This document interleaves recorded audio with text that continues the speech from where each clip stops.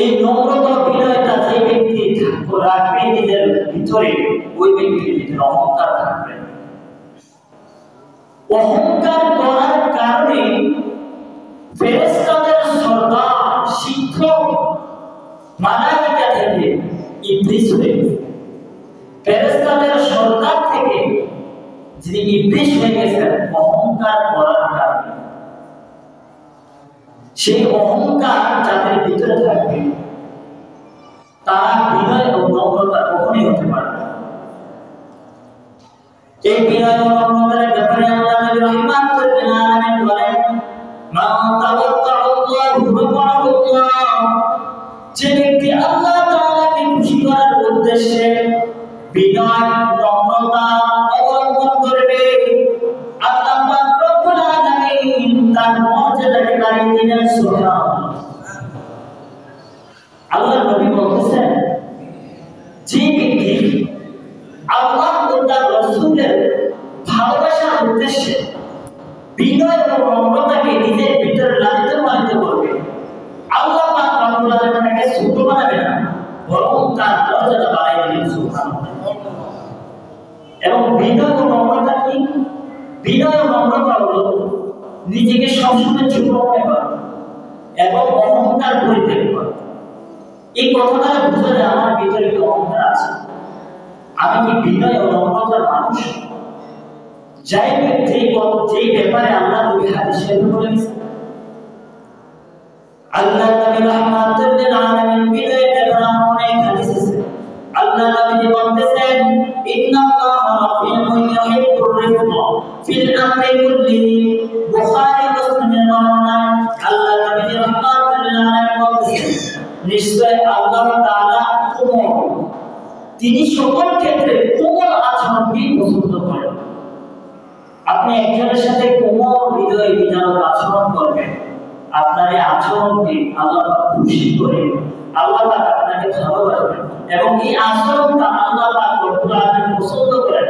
আল্লাহ নবী নিজেই বলেছেন। আল্লাহ নবী রাহমাতুল্লাহ আলাইহি এই বিনয় নম্রতার ব্যাপারে অনেক কথা বলেছেন। আদর্শ গুণাবলী মানুষ সমাজ জন্য আরেকটা পদক্ষেপ রাখবে, যে পদক্ষেপ যার ভিতরে থাকবে ওটা হলো ক্ষমাশীলতা। যার ভিতরে ক্ষমাশীলতা আছে ওই ব্যক্তি একজন আদর্শ মানুষ। কারণ ক্ষমাশীলতার ব্যাপারে কিতাবের মধ্যে আছে ক্ষমাশীলতা একটি মহৎ গুণ। আল্লাহ তাআলা নিজেই ক্ষমাশীল, তিনি ক্ষমা করে দেওয়াকে পছন্দ করেন। যার প্রতিশোধ নেওয়ার ক্ষমতা আছে তার ক্ষমাই প্রকৃত ক্ষমা। তাই আল্লাহ নবী রাহমাতুল লিল আলামিনকে পাথর মেরেছিল, কিন্তু আল্লাহ নবী রাহমাতুল লিল আলামিন তাইবাসীকে বদদুয়া করেন নাই, বরং দোয়া করেছেন। কি দোয়া করেছেন? হাদিসে পাকের মধ্যে আছে, আল্লাহুম্মা হদি কওমি ফাইন্নাহুম লা ইয়ালামুন। আল্লাহ নবী বলতেছেন, হে আল্লাহ আমার সম্প্রদায়কে হেদায়েত করেন, কারণ তারা বুঝে না। সুবহানাল্লাহ। আল্লাহ নবীকে পাথর মেরেছিল তাইবাসীরা, আল্লাহ নবী তাদের জন্য দোয়া করেন, আল্লাহ আপনি আমার সম্প্রদায়কে হেদায়েত করেন, তারা বুঝে না, না বুঝে আমি রাসূলুল্লাহকে পাথর মেরেছে। আল্লাহ নবী তাদের বিরুদ্ধে বদদুয়া করেন নাই, বরং হিদায়াতের দোয়া করেছেন। সুবহানাল্লাহ। ওই ব্যক্তি কাজ করে, পারিবারিক হোক, সামাজিক হোক, রাষ্ট্রীয় হোক। আল্লাহ নবীকে আল্লাহ পাক তোমাদের জ্ঞানের মধ্যে বলেছেন, বন্ধু আমি করে একটা বলতেছি না, আল্লাহ পাক বলতেছেন, বন্ধু আপনি আপনার সাহাবায়ে কেরামদের সাথে পরামর্শ গ্রহণ করে কাজ করেন। আল্লাহ পাক এই কথাটা কোরআনুল কারীমের মধ্যে সূরা আলে ইমরানের মধ্যে বলে দিয়েছেন। তাহলে পরামর্শ গ্রহণ করাটাও এটা একটা আদর্শ মানুষের গুণ। তাওয়াক্কুল, প্রত্যেকটা কাজের ক্ষেত্রে বিশ্বাস রাখতে হবে একমাত্র আল্লাহ পাকের উপর। আমার তাকদীরে যা হয় সবকিছু আল্লাহ পাকের পক্ষ থেকে হয়, আমার নিজের কর্মের দোষ হয়।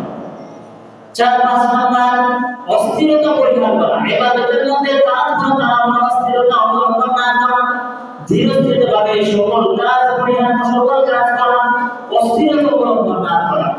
৬ নাম্বার সত্যবাদিতা।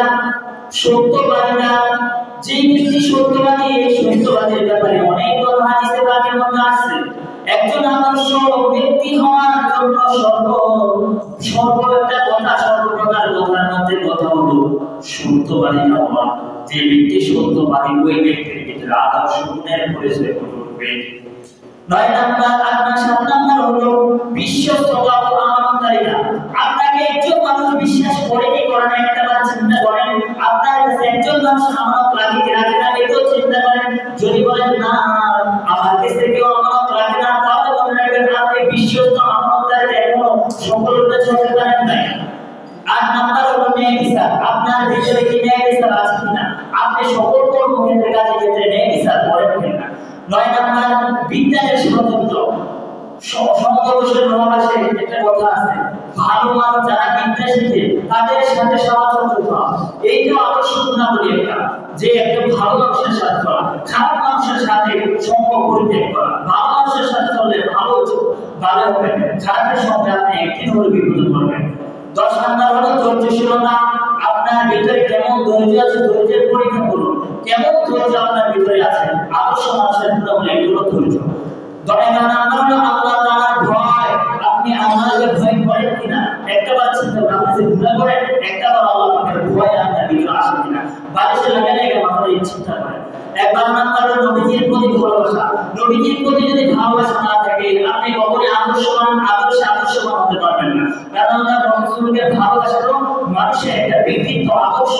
আল্লাহ রাসূলকে ভালোবাসাটা নিজের অন্তরে ভালোবাসা, এটাও আদর্শ গুণাবলী একটা পরিচয়।